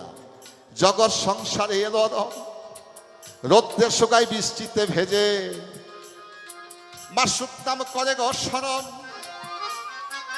আশেক মাসুকের বাজার হইতেছে প্রেম নিবেদন। তাই প্রেমের কারণে আদমকে আল্লাহ করিয়াছে সৃজন। শুধু ইবাদতের জন্যই আদমকে বানাই নাই, বেহেস্তে থাকার জন্য বানাই নাই। যদি থাকার জন্য বানাইতো, আদম থাকতো বেহেস্তে সারাটি জনম।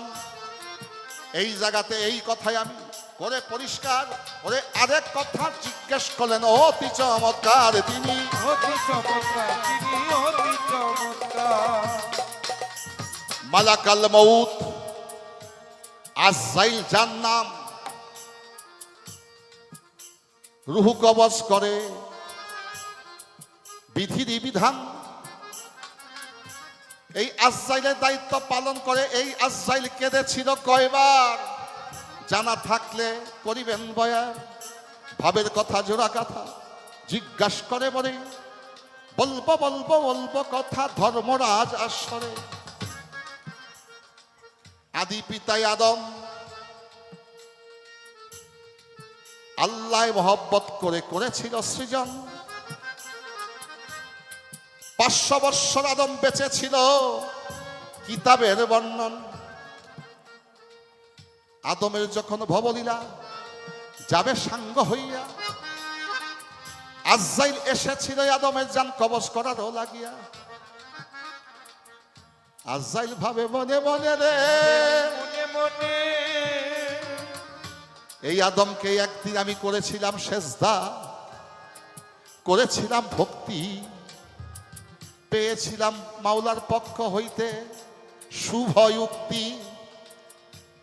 আমি যারে ভক্তি করলাম, পিয়ারের আদম, ওরে কেমন কইরা নেব সিনাইয়া বাবা আদমের দল। আমি তো এই আদমকে সেজদা করেছিলাম, আজকে মালিকের হুকুমে যাকে আমি শ্রদ্ধা করেছিলাম, যাকে আমি ভক্তি করেছিলাম, তাকে আঘাত করে তার জান কবজ করব। আজরাইল তার 2 চোখের পানি ছেড়ে কেঁদেছিলেন। আর একবার কেঁদেছিলেন বাদশাহ সাদ্দাত, যিনি জগৎ সংসারে বেহেশত নির্মাণ করেছিলেন। এই বেহেশত নির্মাণ করে ঘোড়ায় চড়ে যখন বেহেশত দর্শন করতে তিনি প্রবেশ করবেন, ঘোড়ার এক পা ঢুকেছে। আল্লাহ বলে, আজরাইল, সাদ্দাত যেন এই তৈরি করা বেহেশত না দেখতে পারে। আজরাইল বলেছে, মালিক, এত কষ্ট স্বীকার করে, এত ত্যাগ করে এই বালাখানা বেহেশত তৈরি করলো, সে থাকতে নাহি পারো, তাকে তুমি একটু দেখার সুযোগ দাও। মালিক বললেন, হাকিম নড়তে পারে, হুকুম নড়তে পারেন, আমি যা বলছি তোমাকে তাই করতে হবে। সেদিন আজরাইল কেঁদেছিল, দুই চোখের পানি ছাড়িয়া। সাদ্দাত বাদশার জান কবজ করেছিল আজরাইল অতি কঠিন হইয়া। আর একবার কেঁদেছিল রে, জগতে আসিয়া আমার দিনের নবী, দয়াল নবী ৬৩ বৎসর জীবনের পরিসমাপ্তি ঘটবে যখন আজরাইল এসেছিল চলিয়া। আজরাইল এলেন দয়াল নবীর ঘরে, দরজার বাহির থেকে নবীকে সশ্রদ্ধেয় সালাম নিবেদন করলেন। আমার নবী করিম সাল্লাল্লাহু আলাইহি ওয়াসাল্লাম কিছুটা অসুস্থ। ওয়ালাইকুম আসসালাম। মা ফাতেমা ছিল দরজার পাশে। মা ফাতেমা বলে, কোনো লোক নাই, জন নাই, আমার বাবাই ওয়ালাইকুম সালাম কারে বললেন। দয়াল নবীর কাছে চলে গেলেন, ছুটে গেলেন মা ফাতেমা। বলে, আব্বা হুজুর, আপনাকে কে সালাম দিল? আপনি কার সালামের জবাব দিলেন? দয়াল নবী বললেন, মা গো, সে আর কেউ নয়, সে আজরাইল এসেছে। তো আজরাইলে কি কর্ম করে এটা মা ফাতেমা জানে না? জানে। লাভ দিয়ে তিনি দরজার সামনে দাঁড়ালেন। কে আছো তুমি বাহিরে? আমাকে ওভারটেক করে আমার বাবার জান কবজ করতে পারবে না। সে তো পাঞ্জাতনের অংশ, ফেরেশতা তাকেও তাজিম করে। এবার আজরাইল বলছেন বাহির থেকে, হুজুর, আল্লাহ বলেছেন আপনি যদি আরো 1000 বছর থাকতে চান, আমি আপনাকে রেখে চলে যাব। মাওলায় কইয়া দিছে, আপনি যদি কিয়ামতের আগ পর্যন্ত বাঁচতে চান, থাকতে চান, থাকতে পারবেন, আমি আসবো না, আমি চলে যাব। আমি কি নবী থাকবো না চলে যাব? আমার নবী বলেন, আজরাইল, বন্ধু চিঠি লিখেছে, বন্ধুর চিঠিটা আমি খালি হাতে তোমাকে ফিরিয়ে কিভাবে দেই? আজরাইল, তুমি আসো। মা ফাতেমা বলে, না, ও হবে না। আমার নবী করিম সাল্লাল্লাহু আলাইহি ওয়াসাল্লাম বলছেন, মাগো, তুমি আমার কাছে আসো। দয়াল নবীর মুখ মোবারক মা ফাতেমার কানের মধ্যে লাগাইলেন। লাগায় কি জানি দয়াল নবী বললেন, বলার সাথে সাথে মা ফাতেমা মুচকি হাসি দিয়া উঠলেন। কথাটা বলেই দেই নাকি? বলে, মা, তোমাকে বেশি দিন বিলম্ব করতে হবে না, আমি চলে যাওয়া 6 মাস পরে মা আমি তোমার অপেক্ষায় থাকবো, তুমি আমার কাছে চলে আসবে। এই কথা শুনিয়া মা জননী আনন্দ পাইল মনে। আমার নবী বলে, ওরে আজরাইল, বলতেছি এইখানে। আজরাইল, কাছে আসো। তুমি আমার জান কিভাবে কবজ করতে চাও? তখন আজরাইল বললেন, নবী গো, আমার 4টা সূরত, 2টা সামনে, 2টা পিছনে, একটা ডান একটা বাম, পিছনে একটা ডান একটা বাম, আমার 4টা সূরত। 4টা সূরতটা কি করো? বলে, হুজুর, পিছনের একটা সূরত আছে আমার উত্তর দিক মুখ করা। এই সূরতটা বড় কঠিন সূরত। এই সূরতটা আপনার কোনো উম্মত যারা বাপ মাকে হাত দিয়ে আঘাত করে, বাপ মার অন্তরে কষ্ট দেয়, আমার এই চেহারাটা তাদের সামনে আমি 40 হাত দূর থেকে ধরি, ধরার সাথে সাথে ও কাপড়ে চোপড়ে পায়খানা করে দেয় ভয়ে। আমাকে আর ধরতে হয় না, পঞ্চ আত্মা ভীতস্থ হয়ে ওর আত্মা আমার হাতের কাছেই চলে আসে।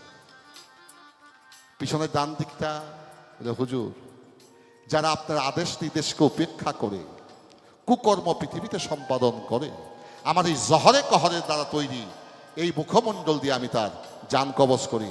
মরার সময় তার জিহ্বা বাহির হয়ে যায়, গরুর মতো সে হাত পা টানাটানি করে। তাতে বোঝা যায় মৃত্যুর সময় মানুষকে চেনা যায় তার আমল কতটুকু ভালো ছিল।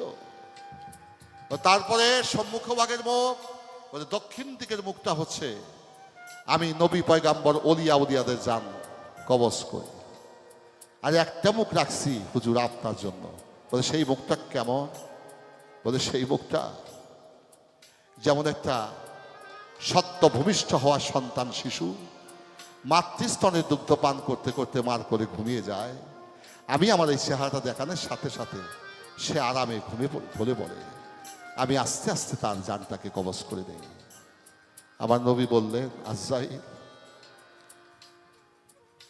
তোমার সবচেয়ে যে কঠিন রূপ, সবচেয়ে যে কঠিন ব্যবস্থা, ওটা দিয়ে তুমি আমার জানটাকে কবজ করো, তবে ওয়াদা করো আমার উম্মতকে তুমি কষ্ট দিতে পারবে না। যত কষ্ট আছে তুমি আমাকে দাও, আমার উম্মতকে তুমি কষ্ট দিতে পারবে না। আজরাইল সে অঙ্গীকার করলেন, হুজুর, আপনার প্রকৃত প্রেমিক উম্মত যদি হয় আমি তাকে কোনো কষ্ট দেব না। বলে, আমি কি আমার কাজ করতে পারি? বলে, পারো। মা ফাতেমার সামনে আমার দয়াল নবীর জান কবজ করে নিলেন মাওলার হুকুমে। এই তো বিষয়। সেদিন আজরাইল কেঁদেছিলেন। যাকে সৃষ্টি না করলে কুল কায়নাত সৃষ্টি করতেন না। যে মোহাম্মদী নূরকে তাজিম করি, আর সেই মোহাম্মদী নূর দ্বারা মোহাম্মদ, এই মোহাম্মদের জানো আমি কবজ করে নিলাম মাওলার হুকুমে। আমার যদি মালিক কোনো ভুল হয়ে থাকে তুমি আমাকে ক্ষমা করে দেও, এবং তোমার হাবিবকে বলো সে যেন আমাকে ক্ষমা করে দেয়। এই তো ভাই আপনার প্রশ্ন ছিল। হইয়া গেল সে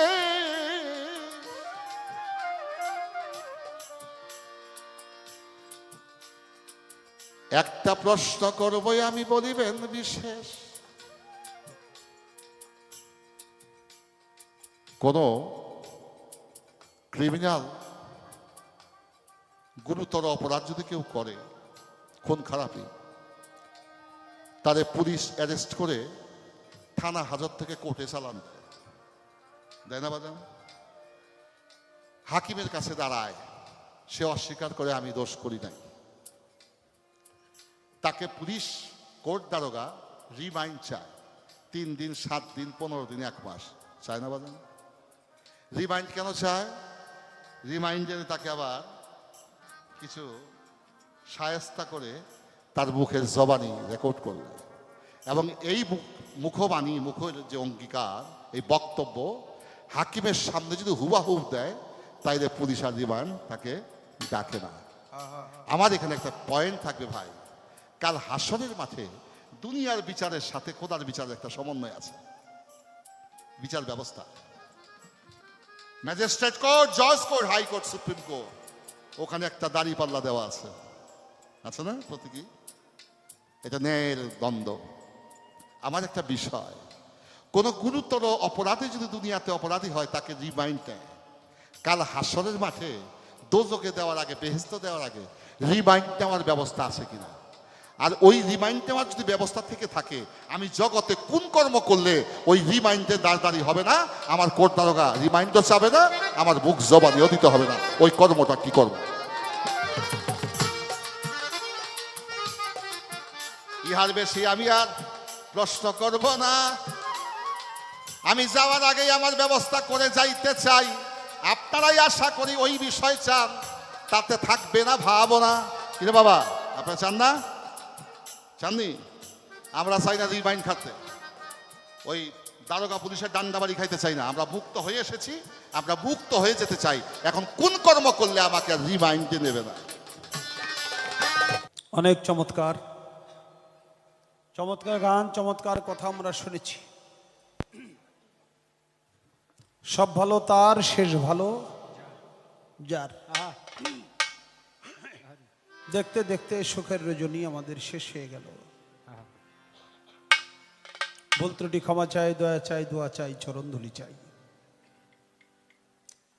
আমাকে একটা কথার কাউন্টার দিছে, মাস্টার ছাত্ররে প্রশ্ন করব, ছাত্রের কি কোনো অধিকার আছে, সাহস আছে? পানি দাও। মাস্টারকে প্রশ্ন করার?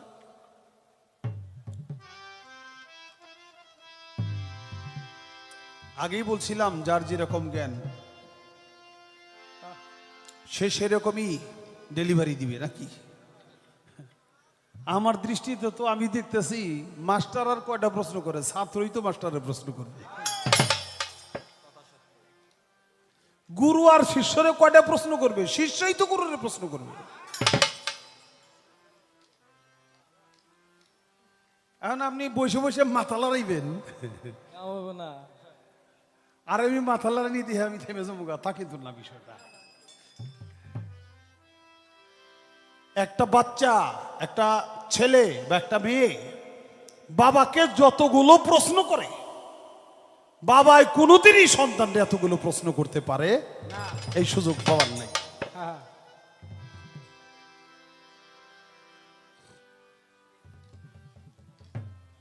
পাশাপাশি একটা কথা বলছে, কয় আপনি গুরু, শিষ্যরা হাত পা উঠিবে, শিষ্যরা ভক্তি করে, আপনি তো আর হাত পা উঠিবেন না, আপনি তো আর শিষ্যরে ভক্তি করবেন না, এটা কোনো বিধানের নাই। হয়তো আপনার বিধানের নাই, আমার বিধানে আছে। আমার বিধানে কেন আছে? পবিত্র কোরআনে সূরা ইউসুফের 100 নং আয়াত পড়ে দেখেন। উনি তো জানেই কাউন্টার দেওয়ার জন্য কাউন্টার দিছে, আপনাকে বলতেছি, আপনারাও জানেন অনেকে। ইউসুফ নবীকে সেজদা করেছিল তার মা বাবা এবং বড় 10 ভাই সহ। দেখেন, ভক্তরা গুরুকে সেজদা করবে আর গুরুও যে ভক্তকে সেজদা করে, এর প্রমাণ হলো এইটা। কারণ মাতা গুরু, পিতা গুরু, গুরু জ্যেষ্ঠ ভাই, তার চেয়ে অধিক গুরু ভজনের কামাই। মাও গুরু, বাবাও গুরু, বড় ভাইয়েরাও গুরু। তাহলে ইউসুফ নবী হলো ছোট, তার বড় 10 ভাই, শুধু 10 ভাই না, মা এবং বাবা, এই 12 জন সহ ইউসুফ নবীর পায়ে সেজদা করেছে এবং ইউসুফ নবীও তার মা বাবাকে আসনে বসে সেজদা করছে।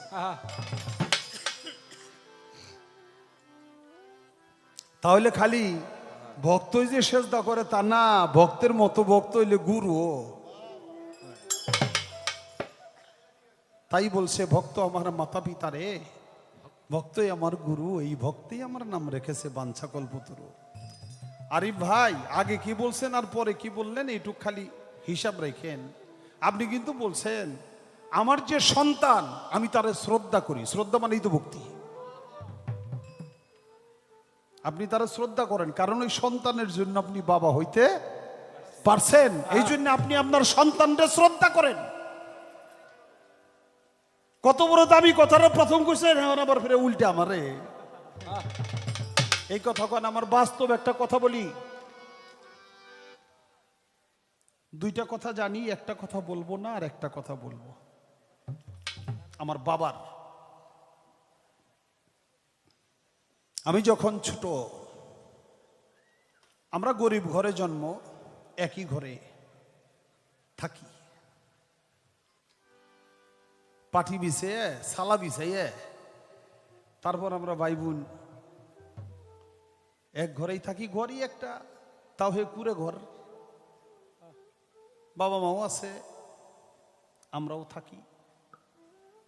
সকালবেলা ঘুম ভেঙে গেছে, বেলা ওঠার আগেই চোখ মেলে চাই দেখি বাবা আর মা দুজনই উঠছে ঘুমের থেকে।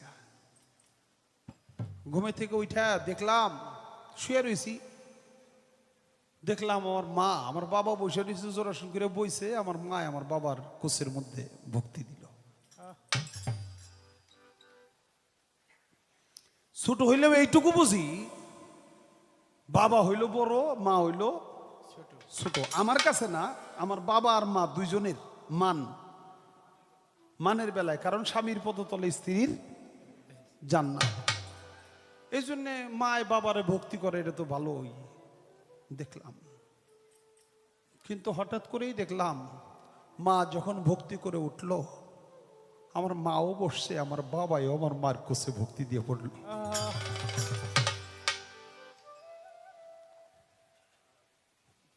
মাথায় কোনো মতো ধরে না। মায় বাবারে ভক্তি করছে, কথা তো ঠিক আছে, বাবাই মারে ভক্তি করলো কেন বুঝতে পারি নাই। আমার মা বাবা দুজনই গুরু ভক্ত লোক ছিল, পীর ধরা লোক ছিল। আমার বাবার ঘটনাটা বললাম, একটা বললাম, আর একটা ঘটনা বলবো না। কাজেই ভক্ত তো গুরুকে সেজদা করবেই, ভক্তি করবেই। গুরু কোনো কোনো সময় ভক্তকে ভক্তি করে বাবা। আমি এই কথাটা এখানেই রাখলাম।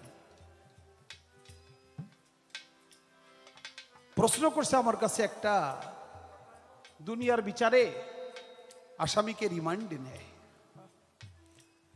হাসরের মাঠে কি রিমান্ডের কোনো ব্যবস্থা হবে, আছে নাকি নাই? অবশ্যই আছে।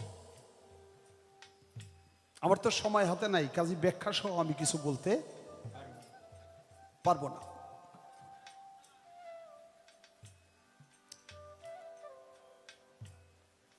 আল্লাহ তাআলা হক দুই প্রকার বান্দার জন্য রেখেছে, একটা হলো বান্দাই হক, আর একটা হলো খোদাই হক। একটা হলো হকুল্লাহ আর একটা হলো হকুল্লাহ ইবাদ, যেটার বাংলা হলো বান্দার হক আর হলো আল্লাহর হক। আল্লাহর হক কি? নামাজ পড়বেন, রোজা করবেন, হজ করবেন, যাকাত দিবেন, ভালো ভালো কাজ করবেন, এগুলা করেন নাই, নামাজ পড়েন নাই, রোজা রাখেন নাই, পাপের পাহাড় হয়ে গেছে। কিন্তু আল্লাহর কাছে যখন আপনি বলবেন, আল্লাহ আমি তো বুঝতে পারি নাই, আমার জীবনটা বৃথা গেল, তুমি আমার ক্ষমা করে দাও, আস্তাগফিরুল্লাহ রাব্বি মিন কুল্লি জামবি ওয়া আতুবু ইলাইহি লা হাওলা ওয়ালা কুওয়াতা ইল্লা বিল্লাহিল আলিয়্যিল আযীম। অন্তর থেকে খালেস দিলে আপনি যখন তওবা করবেন, আল্লাহ তাআলা পাহাড় পরিমাণ গুনাহ আপনাকে ক্ষমা করে দিবে। এটা আল্লাহ প্রতিশ্রুতি দিছে। একটা বিষয়ে আল্লাহ আবার উল্টা বলছে, কোন বান্দা আমি আল্লাহর হক নষ্ট করে পাহাড় পরিমাণ গুনাহ করলে, আমার কাছে ভুল বুঝতে পারে ক্ষমা চাইলে আমি আল্লাহ ক্ষমা করে দিব। কিন্তু কোন বান্দাই হক যদি নষ্ট করে, আমি আল্লাহ ততক্ষণ পর্যন্ত ক্ষমা করব না যতক্ষণ পর্যন্ত ওই বান্দা তাকে ক্ষমা না করে। এটা হলো রিমান্ড।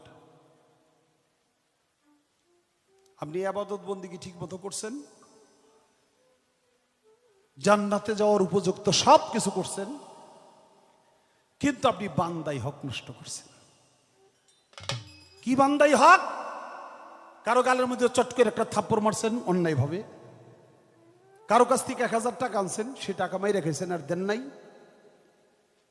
কাউরে এক রোজ কামলা খাটাইয়া তার কামলার টাকা মার দিছে, আরো ইত্যাদি ইত্যাদি। এটা হলো বান্দাই হক।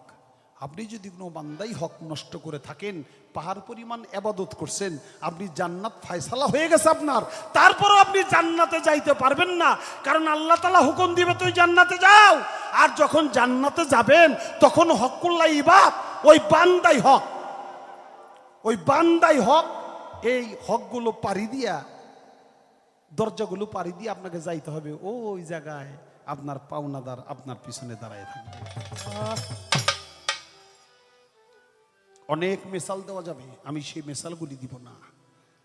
সেদিন আপনার জান্নাতে যাওয়ার কথা, ওই পাওনাদার আপনার কাছে বলবে যে ভাই ওই যে আমি আপনার কাছে একদিন কাজ করছিলাম, একদিন ইট ভাঙছিলাম, মনে আছে? মনে পড়ে? কহ আপনি আমার টাকা দিছিলেন না? মনে পড়ে? মনে পড়ে যাবে, মনে পড়ছে। কথা হলে আজকে সেই টাকা দেন। কবে আজকে টাকা পাবো? কই আজকে তো টাকা নাই, হাসরের মধ্যে কোনো টাকা পয়সা থাকবে না। কথা যদি না থাকে আমার ঋণটা আপনি পরিশোধ করেন। কয় কি দিয়া করব? কয় আপনার নেকটা আমাকে দিয়ে দেন, তাছাড়া হবে না। তখন ওই রিমান্ডে, এটাই হলো রিমান্ড ব্যবস্থা। আপনার জান্নাতের ফয়সালা হওয়ার পরেও আপনার ভাগ্যে জান্নাত হবে না।